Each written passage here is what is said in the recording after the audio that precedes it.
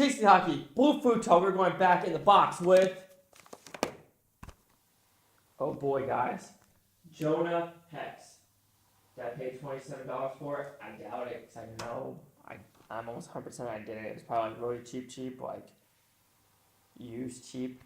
But, excuse me, pretty gross. Burping everywhere. Do I remember this movie? Yes, I remember it being just cheesy, fun, and like some of these movies you just gotta watch for cheesy fun. But I know a lot of critics and a lot of users hate this movie. So let me go watch Jonah Hex and see if the hate after 10 years-ish is really necessary. So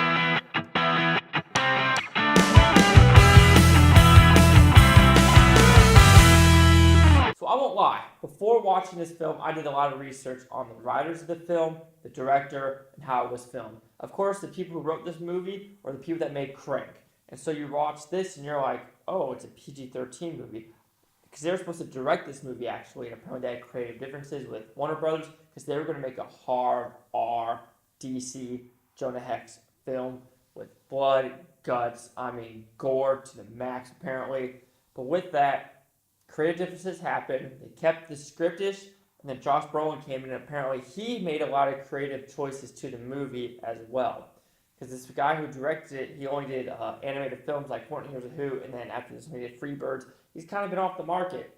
But with this, you have John Malkovich, Will Arnett, Josh Brolin, Megan Fox, Michael Shannon, Jeffrey Dean Morgan makes an appearance. This actually has a lot of people in it when you think about it. And I'm pretty sure I'm missing a couple others, but you're like, Reddick's also in it from like Fringe, and John Wick. You're like, there's a lot of people in this movie for an 81-minute movie. And with that, that's a huge fault of the actual storytelling. Because there's some scenes in this movie that are absolutely greatly executed and are fun to watch. Like, you could tell this was like an R-rated script because there's a lot of people dying, and they don't die in a, comical sense. Like, it's like a lot of civilians get blown up with dynamite by Michael Fassbender as well. He's also in this. It's like there's a lot of people in this movie, and I feel like they saw the script, the original script, and they saw how like balls to the wall crazy it was, and Crank was kind of a sleeper cell cult hit, still is, great movie, but then just kind of went downhill with people creating differences, making it PG-13, kind of just wanting something different from the original, script. But like I said, there's some great scenes. Like there's this dream sequence with John Malkovich and Josh Brolin. Even though the dream sequence really makes not a lick of sense, I like how they shot it. I like the color palette of the dirt and the clouds in the background and how it's stylized. It's actually really cool how they did it. As well as the effect of him bringing people back from the dead to get information from him. That's also really cool. The supernatural element to the movie that actually makes sense. But like I said, it is edited really weird. A lot of cut editing. It goes like scene, and not a lot of transition between the scenes. Like I said, it's only 81 minutes long with credits, so there wasn't a lot of movie. It's a lot of fight sequences is pretty cool. Like I said, there's a lot of gory sequences that should have had throwing Michael Fassbender into like blades. Like literally it should have been like gory, and all of a sudden it's like, oh, little puddle of blood. But is Jonah Hex as bad as what people I think are going to say? No. Is it as good? Is it a great movie? Not really.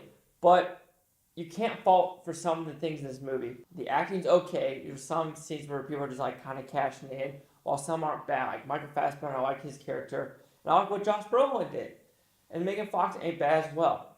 But the editing choices are weird. You could just tell this is kind of rushed, and people didn't know what to do. It felt like there was a lot of producers and just a lot of studio heads bashing because of the part where like, can we make a comic book movie that's rated R? Because I'm pretty sure this is in like the Batman Dark Knight era, which now with Deadpool is like, this might be a good one to make R, but you don't want to do what Hellboy's doing right now, which is kind of tanking.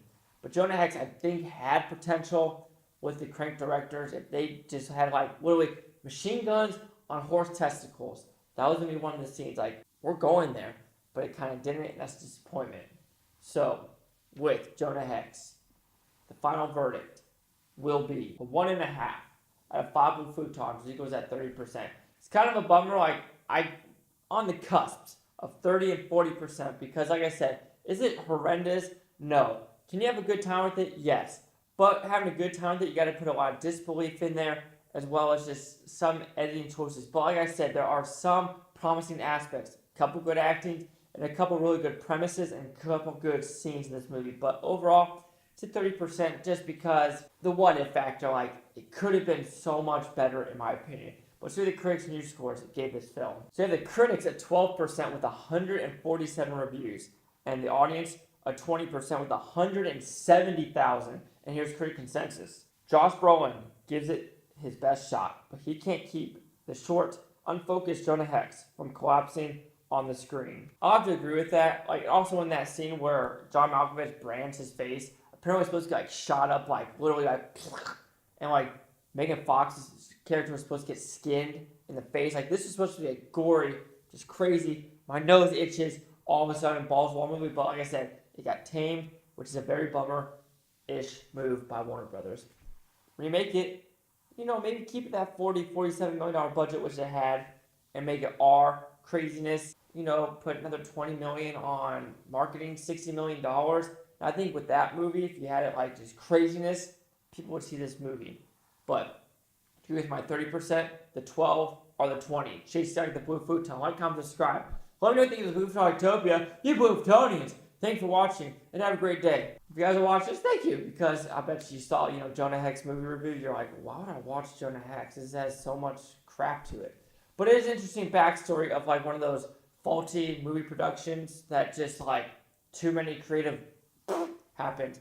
Pretty sure like another movie recently had 22. Oh, that Andrew Garfield movie, something about Under the Ocean River, also has like Topher Grace in it. 22 producers. 22? Really? That's too many hands in the bucket, guys. Too many hands in the bucket.